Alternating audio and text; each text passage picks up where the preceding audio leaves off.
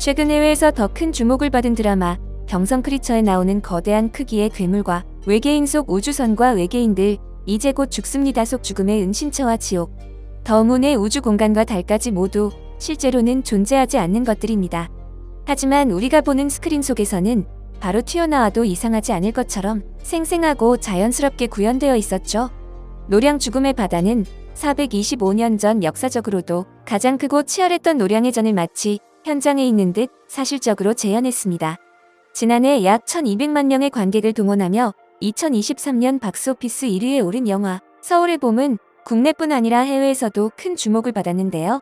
영화 속에서 1979년 12월 12일 그날을 현실감 있게 담아낸 원동력은 바로 VFX, 시각 특수효과입니다. 아무리 컴퓨터 그래픽이 없는 것처럼 보이는 장면에도 곳곳의 시각 특수효과는 광범위하게 자리잡고 있는데요. 경성 크리처에서 시간의 흐름을 보여준 벚꽃과 이제 곧 죽습니다의 박진감 넘치는 오토바이 추격 장면 속 차량들의 전복, 충돌 및 폭발 역시 모두 VFX로 구현된 장면입니다. 그만큼 화면에서 보이지 않는 공간에도 CG의 역할이 매우 중요하다고 볼 수 있죠. 미국 시장 조사업체 글로벌 인포메이션에 따르면 전 세계 VFX 시장은 연평균 약 13%씩 성장해 2027년 약 90억 달러 규모로 성장할 것으로 전망하는데요. 이와 관련해 현재 세계 최정상에선 한국 VFX 기술을 집중 조명하는 기사가 나왔습니다.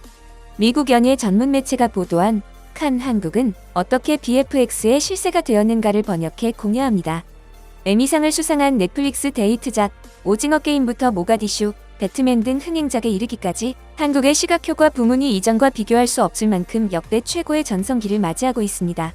봉준호 감독의 오스카 수상작 기생충 촬영이 시작되기 전 영화 제작진은 영화의 중요한 로케이션 한 곳을 찾는 데 어려움을 겪었습니다. 바로 부유한 박 씨의 호화 저택이었죠. 딱 맞는 저택을 찾을 가능성은 희박했고 이상적인 배경의 2층 집을 찾기는 더욱 힘들었습니다.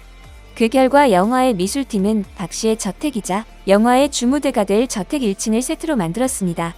이후 시각효과 전문 덱스터 스튜디오의 아티스트들은 컴퓨터 그래픽을 이용해 2층을 추가했고 이어 계단과 정원까지 디지털 방식으로 완성했습니다. 인근 길거리 역시 3D로 만들어 디지털 방식으로 영화와 융합했습니다. 사전 제작 기간 4개월 동안 덱스터의 아티스트 200명 이상이 이 프로젝트에 참여했고 영화에는 시각효과 장면 약 500개 샷이 사용됐습니다. 덱스터 스튜디오의 강종익 대표는 영화계에서는 이를 보이지 않는 시각효과라고 부릅니다. 눈에 띄는 장면보다 기존 배경의 조화를 이루는 디지털 이미지를 만드는 것이 더 어려운 경우가 많습니다라고 말합니다. 강 대표는 컴퓨터 그래픽이 한국에 처음 도입된 90년대 후반부터 광고로 커리어를 시작했습니다. 그는 이후 스튜디오를 차려 영화에 집중했습니다.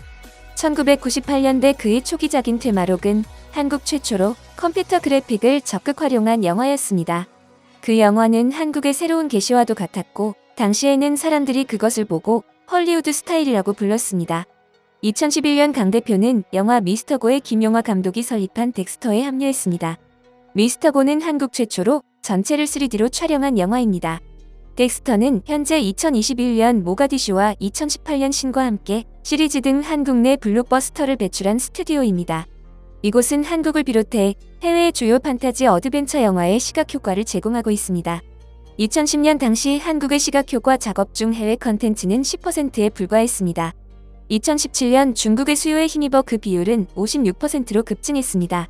또한 한국의 가상현실 시장은 2020년에 비해 5배 이상 성장할 것으로 예측됩니다. VFX 기업들은 현재 가상현실 스튜디오를 구축하고 있으며 CJ ENM과 SK텔레콤 등 대기업도 이 시장에 투자하고 있습니다. 삼성과 LG 등 선도적인 기술 기업들도 영화 제작사들과 협력하여 고해상도 LED 스크린 개발에 투자를 확장하고 있습니다. 시각효과는 장르를 불문하고 그 어느 때보다 한국의 영화와 드라마에서 적극적으로 활용되고 있습니다. 디즈니 플러스에서 인기를 얻은 드라마 카지노에서 걸리버 스튜디오는 인공지능을 접목해 시간에 따라 캐릭터의 나이를 묘사해 화제가 되었습니다. 촬영 시 특별한 장비를 사용하지 않고도 인공지능으로 피부와 목소리를 분석하는 디에이징 기술을 채택해 이미지를 재현한 것입니다. 이 기술은 광고에서 사용된 적이 있지만 드라마에서는 한국에서 처음 사용됐습니다. 3D 마스크와 AI 음성 도구를 개발해 베테랑 배우의 젊은 시절 이미지를 구현해냈습니다. 한국은 가상 제작에서도 선두를 달리고 있습니다. 서울의 엑소앤 스튜디오는 최근 SK텔레콤과 제휴하여 광범위한 배경을 재현할 수 있는 대형 LED 벽을 이용한 가상 스튜디오를 만들어냈습니다. 헐리우드의 시각효과 스튜디오들이 문을 닫았던 지난 팬데믹 기간 동안 한국의 가상 제작 수요가 크게 증가했습니다. 당시 헐리우드 제작사들은 전 세계에 알려진 한국의 영상 제작 품질과 명성을 고려해 한국의 가상 스튜디오를 사용하고자 연락했습니다. 필요한 장면을 한국의 최소 인원으로 가상 스튜디오를 통해 촬영한 뒤 미국의 감독이 확인하는 방법이었습니다. XON은 현재 고향과 판교의 두 가상 스튜디오를 연결하는 타당성을 테스트 중입니다. 두 곳의 스튜디오에서 동시 촬영이 가능해지면 영화사에서는 전 세계 여러 로케이션에서 24시간 내내 촬영할 수 있습니다. 시차까지 고려하면 많은 제작비를 절감할 수 있습니다. 한국시각효과 스튜디오의 주된 목표는 전 세계로의 확장입니다.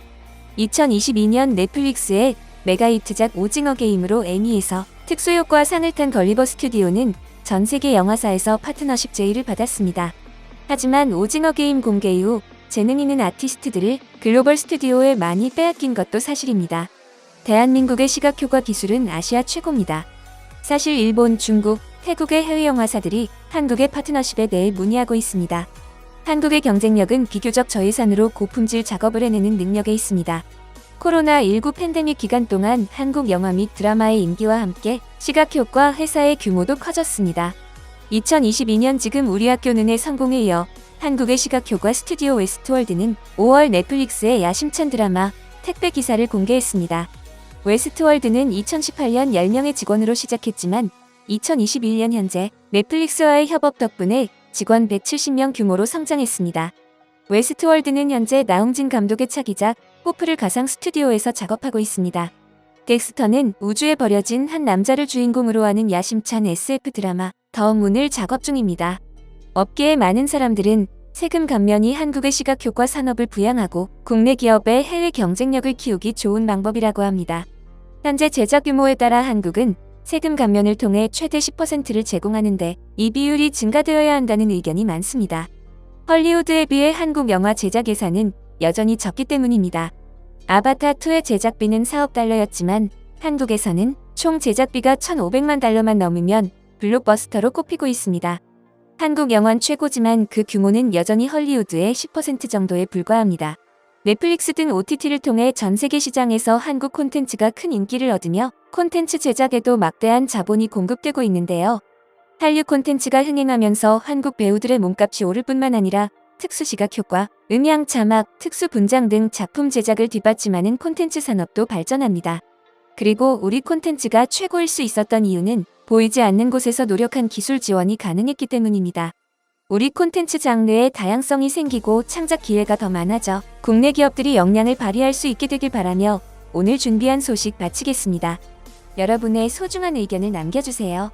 바쁘시더라도 구독과 좋아요 부탁드립니다. 지금까지 단골이시였습니다. 시청해주셔서 감사합니다.